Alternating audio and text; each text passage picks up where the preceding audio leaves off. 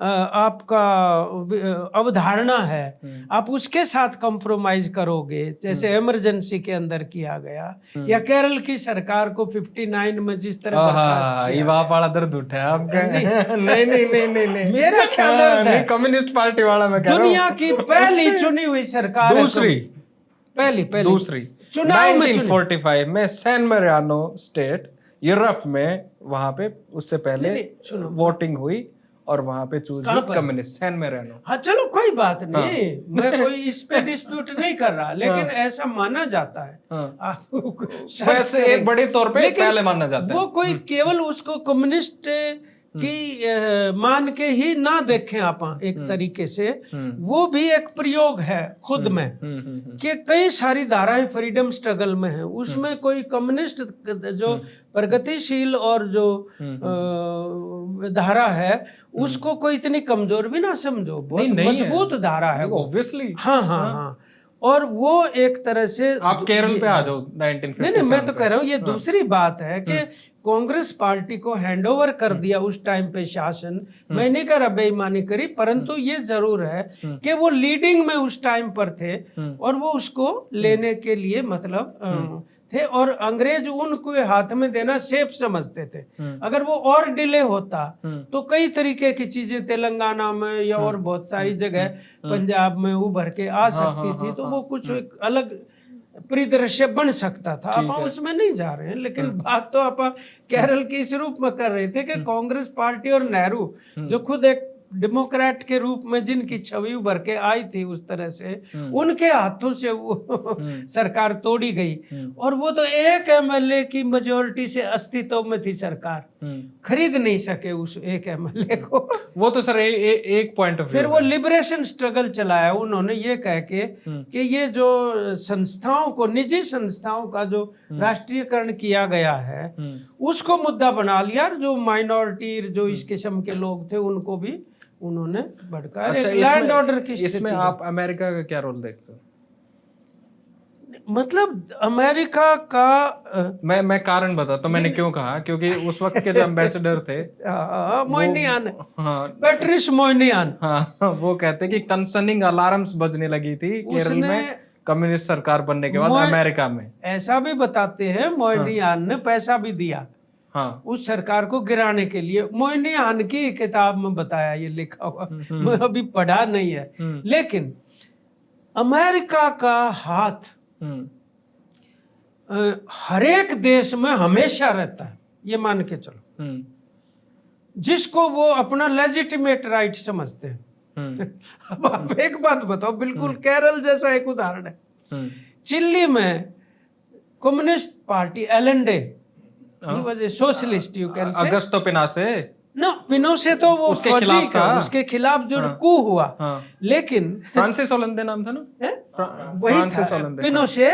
पिनोसे तो जनरल था। अलेंडे साहब जो थे वो सल्वाडोर एलेंडे, सल्वाडोर, फ्रांसिस तो फ्रांस वाला हो गया प्रेसिडेंट, वो जो थे वो चुनाव जीत गए, और उन्होंने चुनाव के अंदर मुद्दा ये बनाया था कि भाई हमारी जो ये जो होते हैं ना ये जिप्सम वगैरह की माइंस, कॉपर की वहां पे थी, तांबे, मिनरल्स बहुत है वहां पे, मिनरल्स बहुत हैं, तो उनके ऊपर अमेरिकन कंपनीज का कंट्रोल था। उसने ये कहा हम इनका राष्ट्रीयकरण करेंगे, और वो जब जीत गए तो राष्ट्रीयकरण कर दिया।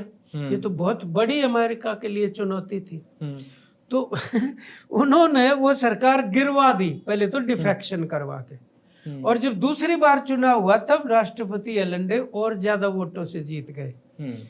तब वो पिनोशे जो फौज के जनरल थे उनसे एलेंडे साहब की हत्या करवाई और मार्शल लॉ लागू कर दिया। तो उस टाइम पर अमेरिका के जो फॉरेन सेक्रेटरी थे, क्या नाम था वो, किसिंगर साहब, उनकी एक बड़ी पॉपुलर स्टेटमेंट है, अगर किसी देश की जनता पागलपन करके अपने देश में कम्युनिज्म लाना चाहे तो हम चुपचाप थोड़ी बैठे देखते रहेंगे। पागलपन की वजह से अगर कम्युनिज्म लाना चाहे, ये चिल्ली के संदर्भ में उन्होंने कहा था। और कमाल की बात ये वो भी 9/11 था 73 का, तो इन्होंने ये वाला 9/11 के नीचे वो दबा दिया, अब उसका जिक्र नहीं ये है। तो खुद किया था ना, हाँ, खुद किया था ना, तो उसको तो कंसीडर तो क्या पता 9/11 तारीख ढूंढ के किया, आई डोंट नो। पर मैं एक बात कह रहा हूँ, कोई देश नहीं बचता जहां पर वो ये कहते हैं कि भाई हम डेमोक्रेसी की बहाली के लिए और अपने डिफेंस के लिए ऐसा करते हैं दुनिया में, जहां अमेरिकन इंटरेस्ट को सेफगार्ड करते हैं हम।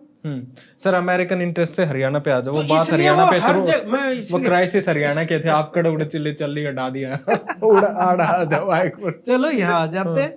अच्छा, क्राइसिस ऑफ कांग्रेस इन हाँ, Haryana and Congress- crisis of Bharatiya Janata party इन उत्तर प्रदेश, हाँ, ये था हमारा टॉपिक। नहीं वो ठीक है, वो ये देखो बात ये है, आज भी ये पार्टियां कोई क्राइसिस से बाहर नहीं है।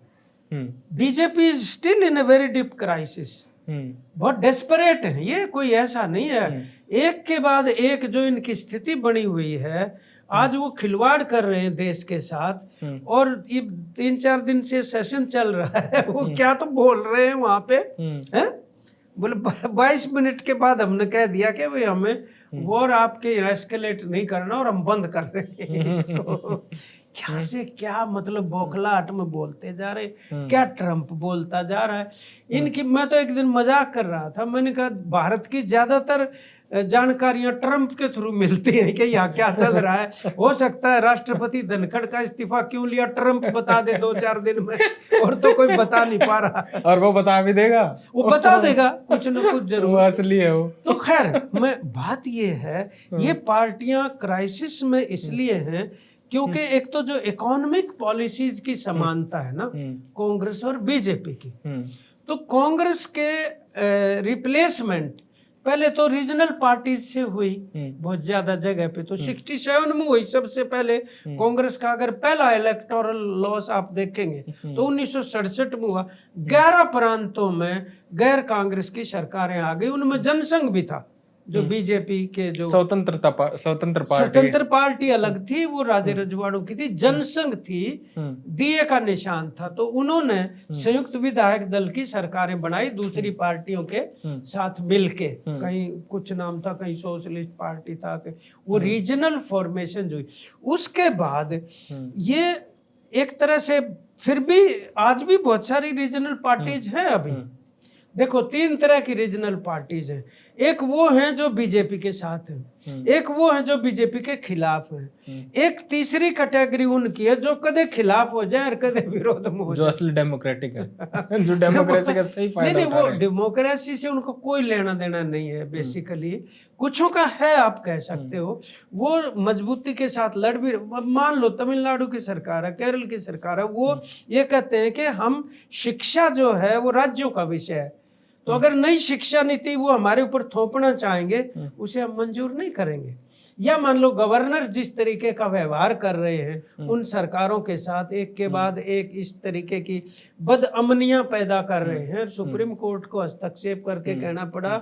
ऐसे थोड़ी होता है यार, चुनी हुई सरकारें तुम ले और उनको ऊपर बैठ जाते हो फाइलों के ऊपर, ये नहीं चलेगा। मतलब जो भी, खैर अपन बात ये कह रहे थे कि उसकी रिप्लेसमेंट फिर अल्टीमेटली बीजेपी ने ले ली, जहां वो रीजनल पार्टीज थी बहुत सारी, उनको सेट पे लगे। अब मान लो उड़ीसा में आज बीजेपी की सरकार है सडनली, और वहाँ वो जो अपने पटनायक साहब हैं, नवीन पटनायक साहब, उनको उन्होंने चौपट कर दिया, अलग थलग करके साथ रहे। उनकी भी गलती है, गलती है उनकी भी, आपा राजनीतिक गलती है, मैं वैसे गलती नहीं कह रहा। वो ठीक है, नहीं बात तो ये है ना कि भाई हम उसको अच्छा कहे गलत कहे, हमें पूछता कौन है।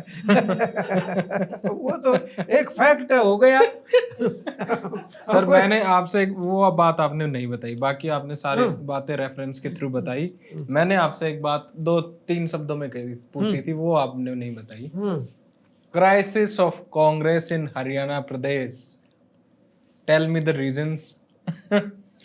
और इसके साथ साथ में रीजंस के साथ साथ में हरियाणा, रीजंस के साथ साथ में न्यू फॉर्मेशन क्या होंगी उनके लिए? नहीं हरियाणा में मतलब जो कांग्रेस का क्राइसिस है ना, ये तो एक बार तुम कांग्रेस वालों से पूछो, क्राइसिस वो मानने भी एक नहीं। मसारन भोजली आप बताओ ही। वो मतलब वो उन्होंने तो मन बता रखी आप, वो मैं तो आपके मुंह ये कहेंगे कि आप वाली बात सुन आप बोले हमारे से क्यों चिंतित हो, हम तो खुद ही अपनी हालत पे चिंतित नहीं है, उनका तो ये हाल। बात क्या है बेसिकली कि कांग्रेस का जो क्राइसिस है हरियाणा के अंदर, वो पार्टली तो नेशनल क्राइसिस की वजह से है और पार्टली अपने यहाँ स्पेसिफिक, पार्टली या थोड़ा नेशनल की वजह से और मेजर रीजन नहीं, इस स्टेट का रूप में कोई आप परसेंटेज तो काटते नहीं ना कि क्या परसेंट उड़ेगा। नहीं वो मैं उसका रीजन बताता हूँ, मैं लॉजिकल बात इसके लिए कह रहा था। ठीक है आपकी बात कि भाई हर स्टेट में कांग्रेस जो है एक तरीके से लीडर, पर्टिकुलर लीडर के इर्द गिर्द घूमती है यहाँ पे, ठीक है ना। और वो मतलब ले दो नाम यार, के नहीं, सोचो नहीं, ना जब नाम की बात नहीं, मैं ये कह रहा हूँ एक फीचर है ये कि जब वो सत्ता में होते हैं ना अपने प्रदेश में, तब उनके हाईकमांड कुछ नहीं होती, वो मुख्यमंत्री हाईकमांड होता है, ठीक बात, बाकी सब लो कमांड होते हैं। सर हाँ, आप बता नहीं रहे हो तो मैं आपसे दूसरा प्रश्न कर लेता तो हूँ। यहाँ जो है एक मैं ये कह सकता हूँ कि उनके अपने जो फीचर्स हैं पार्टी के रन करने के, उनके तौर तरीके, वो मतलब वैसे बीजेपी के भी वही है। मैं ये बता दूं, आप ये देखो कि यहाँ पे ये दिवालियापन नहीं तो क्या था कि खट्टर तो ठीक ठाक बैठा, उसको क्यों बदला? उनको पता था कि खट्टर को हटाना जरूरी है अगर भाजपा को जिताना है तो, और फिर वो उन्होंने वो ओबीसी का कार्ड खेलने के लिए उनको वो सैनी साहब को ले आए, जो कि एक नॉन एंटिटी पॉलिटिक्स के अंदर आप देखने लगे, तो he was not a prominent leader that way।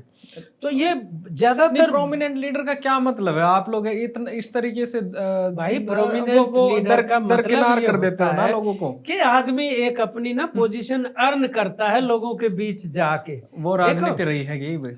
नहीं, ना रही तो फिर हालत भी यह है, लेकिन अब इसका मतलब थोड़ा है कि वो राजनीति की बात बंदा 10 साल चीफ मिनिस्टर रह लिया, तो आपके लिए तो फिर सोचने वाली बात तो सबसे ज्यादा ये होनी चाहिए कि एक बिना प्रोमिनेंट लीडर आपका 10 साल चीफ मिनिस्टर रह गया। मनोहर लाल खट्टर 9 साल रह गया, जितना भी रहा है वो भी, मैं उसी फिनोमिना की बात कर रहा हूँ। उसने कोई नहीं जाना था जी धन सीएम बना, और अब तो पर्चियों से सीएम बनाने लगी बीजेपी भी। पर्ची काट है, कौन पूछता है? कांग्रेस वाले भी न्यू कराया करते, वो ठीक है, वो मीडिया के सामने कौन काटे, वह भी न्यू बताया करते ये बनेगा। नहीं, वो तो बताते थे, वो बात ठीक है, लेकिन उस तरीके से मैं ये कह रहा हूं कि अब ये एक पॉलिटिक्स के अंदर इस प्रकार की रिवायत शुरू हो रही है, जो कोई बहुत अच्छी बात नहीं है। मैं ये कह रहा हूं, अब भाई वो दूसरी पार्टी आप के कह सका उनके बारे में के है के ना है, मतलब ये बिल्कुल सही बात है कि उसमें गुटबाजी रही है चुनाव के अंदर भी। वो ठीक है, वो हो गया, that is done and dusted now. हाँ, आगे की बताओ आप, आगे का आपको क्या लग रहा है? Future of Congress in Haryana bright? नहीं, और बात ये नहीं है, और बात ये नहीं है कि भाई हम देखो कोई मतलब कोई ज्योतिषी तो है नहीं, तो देखा को नहीं हम। नहीं, हम भविष्य पत्रा देखनिया तो है नहीं, ठीक है ना। अब वो अगर उनकी मान लो, मैनी टाइम्स यू नो, आप किसी की ना मतलब सुसाइडल इच्छा को ओवरकम नहीं कर सकते। अगर उनमें ऐसी है तो हमारे कितनी उनकी प्रेडिक्टेबिलिटी करते रहे भाई, वो मरेगा तो मरेगा। हाँ, अब क्या कर लोगे आप अगर वो उस रास्ते पे। लेकिन एक अपोजिशन पार्टी होने के नाते हम ये समझते हैं वो कम्युनल पार्टी नहीं है, ठीक है। अपोजिशन पार्टी होती है, उनसे जो अपेक्षा की जाती है आज के दिन, कम से कम अब जो सारा शिक्षा का, स्वास्थ्य का, लैंड ऑर्डर की कितनी खराब हालत है हमारे प्रदेश के अंदर, वो तो इश्यू है ही नहीं ना। उनसे इश्यू है, ये लोगों का तो है ना कि उनको खड़ा होना चाहिए, उनको बोलना चाहिए कि भाई ऐसे थोड़ी है। आप एक मेरे को बात बताओ, ओपोजिशन इसको सीरियस कंसीडर ही नहीं करता, जो गवर्नमेंट में है वो इसलिए सीरियस कंसीडर नहीं करते लॉ एंड ऑर्डर और डेवलपमेंटल पॉलिटिक्स को कि उनको जरूरत ही नहीं है। उनको जरूरत जिस चीज से वो सत्ता में आ रहे हैं, मेजोरिटी में आ रहे हैं, जिस चीज से वो उनका रूल बन रहा है वो कुछ और है। तो उनको फर्क ही नहीं पड़ता। देखो आदित्य भाई, आपको एक बात बताऊं हाँ, कि नस बीच दी। नहीं, आप जब बात कर रहे हैं ना, तो हमारा कंसर्न क्या है, ठीक है ना। हम कोई किसी का वो बताने वाले नहीं, हमारा कंसर्न है इंटरेस्ट ऑफ हरियाणा और इंटरेस्ट ऑफ कॉमन पीपल। जो कोई भी हरियाणवी या इंडियन ये एक्सपेक्टेशन जरूर करेगा कि हमारा प्रदेश प्रगति करे, अच्छे खुशहाली की तरफ जाए। हमारे यहाँ ये जातिवाद फैलाने की कोशिश, ये सांप्रदायिकता, फिरका परस्ती का जहर, ये नहीं फैलना चाहिए। एक सद्भाव पैदा हो यहाँ, और हमारे यहाँ इस तरह की संभावनाएं ग्रो करने की हैं, उन पर बहस हो। अगर ये जनता एक बार इस एजेंडा को पकड़ लेती है ना, तो पॉलिटिकल पार्टीज के ऊपर उसका असर पड़ेगा। बिल्कुल ठीक बात है, पर ये डेवलपमेंटल पॉलिटिक्स होएगी कैसे? ये बात लोगों में पहुंचेगी। डेवलपमेंट पॉलिटिक्स का एजेंडा जब केंद्र में आएगा, जब लोग इसको उठा लेंगे, तो लोग कैसे अवेयर होंगे? ये उठाएंगे, ऐसी बात नहीं है। ये बहुत ज्यादा दिन तक ऐसे, अब यूथ देखो, हमारा बेरोजगारी की कितनी भयंकर समस्या, हाईएस्ट है। नशाखोरी का आप स्थिति देख लो, बहुत है। मतलब रोना आता है हालत देख के, नौजवानों की स्थिति क्या बनी हुई।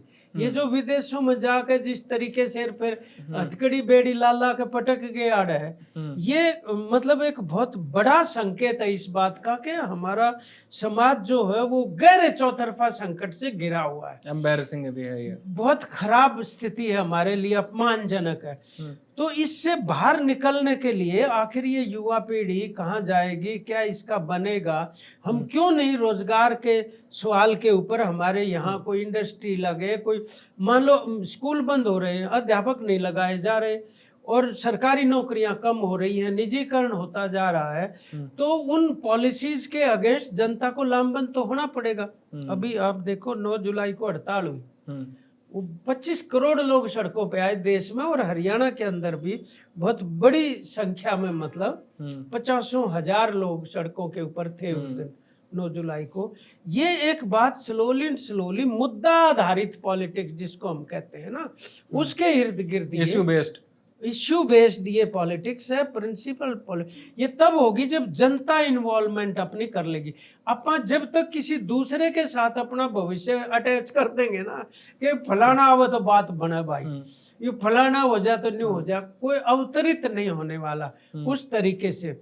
उस प्रकार की ये जो समझ और अपेक्षा लोगों की होती रही है, उससे हटके एक एजेंडा सरोकार वैकल्पिक विकास का मॉडल उभारना पड़ेगा। आप जैसे लोग, कोई हमारे यहाँ के प्रोफेसर लोग, लेखक हैं, अखबार नवीस हैं, विद्वान हैं, बुद्धिजीवी हैं, वो बैठे इसके ऊपर चर्चा करें। हमारी कृषि की स्थिति क्या है, उद्योग की क्या है, हमारे महिलाओं की दशा कैसी है, हमारे जो पिछड़े वर्ग हैं, दलित हैं, अन्य तमाम जो तबके हैं, हमारा सामाजिक वातावरण किस तरीके का है। अब एक बात देखो, एक लड़की यार अच्छी टेनिस की जानी मानी खिलाड़ी, गुड़गांव जिसको मिलेनियम सिटी कहते हैं, वहाँ एक बाप अपने हाथ से गोली मार देता है। ये कोई एक घटना की तरह से नहीं देखना चाहिए हमें, इसके पीछे भी बहुत बड़ा एक जो है पिछड़ी मूल्य व्यवस्था, और वो केवल पिछड़ी भी नहीं है। मैं जो आपको बता रहा हूँ कि पुराना सामंती सिस्टम का जो क्या कहते हैं, नकारात्मक जो तड़ छटका आग्रह ना, जिसने जो तड़े जम जाए आग्रह, उसकी तो हुआ, और जो नया आया था उसका विकृत रूप, उसका भी स्वस्थ नहीं है। डेमोक्रेसी भी जो आई वो स्वस्थ वाली नहीं है, उसकी भी तड़छट हमारे जो जम आई, दोनों का मिश्रण हो गया। और ये उस तरीके का है कि वो अपनी बेटी को इस मामले में, मतलब कि वो खेल ले या एकेडमी चले, जैसा भी कह रहे, या वो मतलब कोई जो भी है डॉक्यूमेंट्री बनाए या रील बनाए, बताइए क्या बात है। और मतलब टोंट मार दिए उसके ऊपर के तू छोरी का खाव है, इसलिए बोला उसने बेचारा नहीं कदम उठाना पड़ा बेचारा अलग से। अच्छा अब तू न्यू बता भाई, जिन टोंट मारा उसका ना जड़े उसने दो इतना मतलब वो पक रहा था, अगर बहादुर उस तरह से वो बेटी है पाई उसे। जबकि वो तो देखो केवल उसके अपने परिवार का शौर्य नहीं है, केवल उसी का सुंदरता नहीं है, वो हमारे हरियाणा के समाज की सुंदरता है पूरी की पूरी। मतलब उस नहीं, ये बैकवर्ड चीजें तो अभी भी दिमाग में है ही अब लोगों इनके खिलाफ जो है एक वातावरण निर्मित करना बहुत जरूरी है। चलो अच्छी बात ये है कि मैं उसमें एक दिन फिर उनका ना एक वो वीडियो है, वो कारवां करके, कारवान मैगजीन का, वो नहीं कारवां उस वीडियो का नाम है, जो उनकी जो लड़की है राधिका, उसने उस लड़के के साथ जो बना रखा है कारवां, उस रील का नाम है, यूट्यूब पे जो पड़ी है, उसके ऊपर जो कमेंट थे वो सैकड़ों कमेंट आए हुए हैं, वो मैंने पढ़े। कम से कम उससे जरूर ये भरोसा मिलता है कि ज्यादातर लोगों ने उसकी निंदा की है, बुरा मनाया है, इस बात का खेद प्रकट किया है, अपना दुख मानना है एक तरीके से उन्होंने उसको। तो ये जो सोच इस तरीके की, अगर मैं तो कह रहा था भाई, अगर वो जो वहां पे वो जगमती का लेख छपा था द ट्रिब्यून के अंदर, इसी बात उन्होंने कहा कि वो जो पहलवान लड़कियां हमारे यहाँ जिन्होंने मेडल लेके आई, अगर उनके घरवाले भी वो ताना कसी सुन के अगर उनको जाने नहीं देते कुश्ती करने, तो क्या बनती? हाँ। कहाँ आने थे मेडल वेडल, कुछ भी। और कितना बड़ा उन्होंने नाम रोशन, वहां नहीं संघर्ष भी किया फिर जंतर मंतर पे जाके, वो पूरा स्ट्रगल के खिलाफ। ये कुछ ऐसी सकारात्मक चीजें भी हैं जो उभर के आ रही हैं आहिस्ता आहिस्ता, और वो इस स्पेस को भरेंगी जरूर। और उसमें से मुझे लग रहा है कि एक नया राजनीतिक और सामाजिक कथन जो है, नैरेटिव, वो निकलेगा उसमें से।